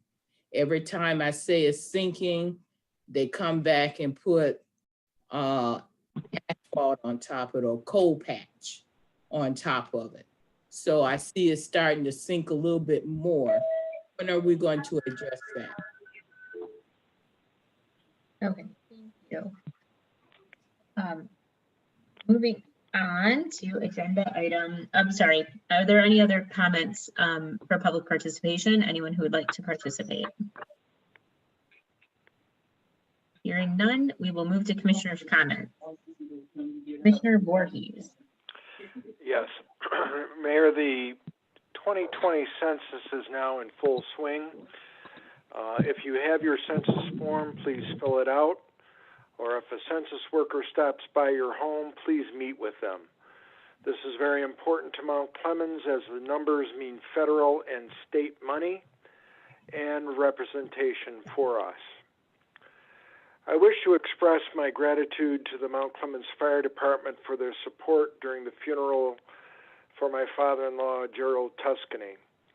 Jerry was a third-generation Mount Clemens firefighter, following in the footsteps of his grandfather, Charles Tuscany, and his father, Earl Tuscany. Thank you to Captain Greg Shipman and my ROC firefighter, Keith Ringstadt, for your support. Commissioner Fournier, my deepest sympathy on the loss of your father, Richard Lawson. My path would cross with your dad at the old crowd meeting. May he rest in peace. 9 o'clock. And with that, once a Clemite, always a Clemite. Thank you. Commissioner Menser. Friday is 9/11, and there will be a ceremony in remembrance of our fallen 9/11 heroes in front of the courthouse at 7 o'clock. And the Mount Clemens Optimist Clubs spent the weekend going around to all of the little free libraries that we maintain, filling them with books for the children, So although kids are going back to school, some of it's virtually. So, you know, take a book, read a book, return a book, keep a book. Just enjoy the little free libraries. Thank you. Thank you. Commissioner Campbell. First, I would like to say I look forward to the 3 new firefighters that are coming on. And second, I agree with all the comments regarding the tree roots and the problem with regards to the city owning the tree, but the residents being responsible for repairing them. I look forward to having that addressed at the next meeting. Thank you. Thank you. Commissioner Goodenough. Yes, I wanted to piggyback off of what Commissioner Campbell said. I look forward to the conversation about the problem with the trees as well. And I also am looking forward to having more conversations with Riverside about, and City Manager Don, about Shady Side and how we can do maybe some different approach of how we're going to address the issue of allowing handicapped people to have access to the park, and so that it's safe as well and that we're ADA compliant. Thank you. Thank you. Commissioner Hammond. I would like to welcome Sergeant O'Brien for taking over for Sergeant Gillespie, and also welcome the appointed and the reappointed to the board, committee, and the commission. Thank you. Commissioner Fournier. I want to, excuse me, congratulate Mr. Schlechter again for his years of service to the city, and he's a lifelong resident. I got to know him when we were on the Planning Commission. He is always a gentleman, and he had many, many interesting stories about his 60-some years in Mount Clemens. So congratulations to him. I'm certainly happy that we are having this discussion about the sidewalks, and I know that because we've let them go so long, we do have a significant problem for some residents, and we need to see what we can do about that. And it is time to have that discussion about the trees. I won't belabor the point, but it's great that we're doing that. So thank you. Very good. Thank you. I would also like to thank Sergeant O'Brien, Sergeant Gillespie first, and for all of his service while here in Mount Clemens. He did a great job. And welcome Sergeant O'Brien at Mount Clemens as his assignment. He seems very excited to work with all of city administration and the residents of Mount Clemens to make Mount Clemens a safe place for all residents. And I was really impressed with his problem solving right away when we talked about some of the main issues in Mount Clemens. So it was a productive meeting, and I really appreciate his time. I would like to also send my deep condolences to both Commissioner Voorhees and Commissioner Lawson. Commissioner Fournier, on the losses of both of your fathers. I know father-in-law and father.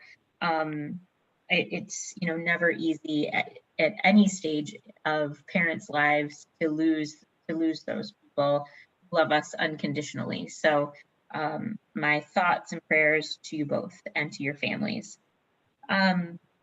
I also would like to mention that Mount Clemens Community Schools is currently in need of backpacks with school supplies in them. They're looking to give every child in Mount Clemens a backpack with school supplies. I have a list of school supplies that are available, that they would like to give if you're interested and able to donate. If you would just like to pack a backpack full of pencils and notebooks and maybe some note cards or highlighters, anything that you have around would be appreciated. And if you would like to drop them off to City Hall, that would be fantastic. You can bring them up to the mayor's office. We'll gladly get them to the school. I've also been told that they are collecting them at the school in the library. So if you wanted to drop them off there as well between the hours of 9 and 3:30, they will collect those there as well. We would like to help them meet their goal of 1,000 backpacks and have been working diligently with the school. My office has been working diligently with them. We've been able to get some very generous donations from churches and some organizations in Mount Clemens that I'm really excited and will be able to tell you all about soon. But yes, we would love it if the public would or is able to participate. Please do so and drop, like I said, those off at either City Hall or at the high school media center. With that, I would like to again talk about my excitement for our strategic planning, and would love to just mention that the City Commission agreed tonight that our vision statement should be that Mount Clemens should strive to be the uptown of Macomb County. And so we should remember that at every meeting. Are we striving to be the uptown of Macomb County? And I'm excited that we're going to do that together. So I hope that everyone will get on board and be excited with that mission and that vision as well. So if I, at this point, would entertain a motion for adjournment. Motion to adjourn. Support. Moved by Commissioner Campbell, supported by Commissioner Hammond. Roll call, please.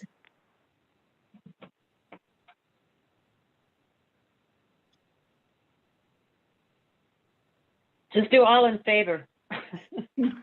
On Zoom meetings, we're not supposed to, but I guess for adjournment, we'll go right ahead. All in favor? Aye. Any opposed? Thank you. We'll adjourn the meeting at 9:07 p.m. Everyone have a great night and take care.